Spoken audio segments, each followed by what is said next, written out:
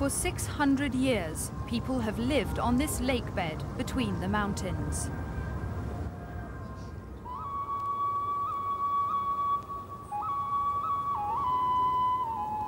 The Aztecs founded Mexico City in 1325.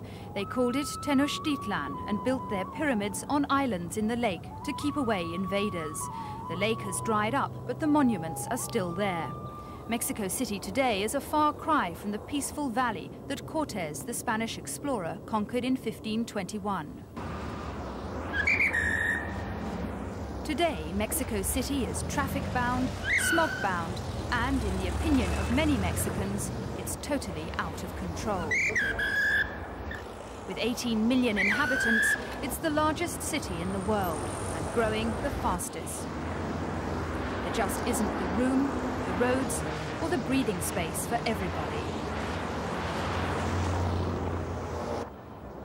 The city is the center of all government, even though the country of Mexico is the size of Europe, and there are enormous regional differences between the states in the north and the states in the south.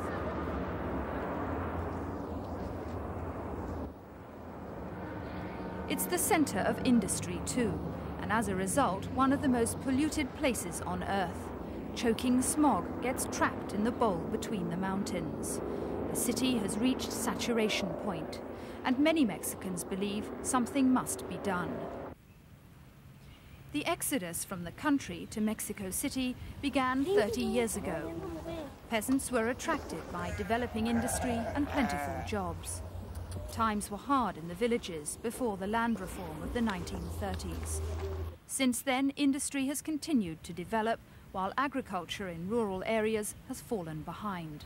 There's been little investment in modern methods, and subsistence farming is still virtually the only option outside the cities. Mexico City has become a magnet, drawing thousands of new citizens every year.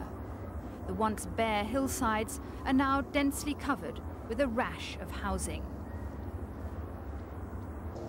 It's hard to make a living in this city. But somehow newcomers manage, even if it's just entertaining passing motorists. People from the countryside have gathered in shanty towns on the edge of the city. There's no proper water supply or sanitation, and dysentery and bronchitis, especially amongst children, are the biggest killers. Many homes bear the symbol of the PRI, the ruling party. Politicians used to encourage these communities, legitimizing their settlements in return for votes. But this administration says it is now committed to decentralization. Mexico City receives a disproportionate share of funds. Federal spending covers more than 80% of the budget here, compared with 2% in other cities.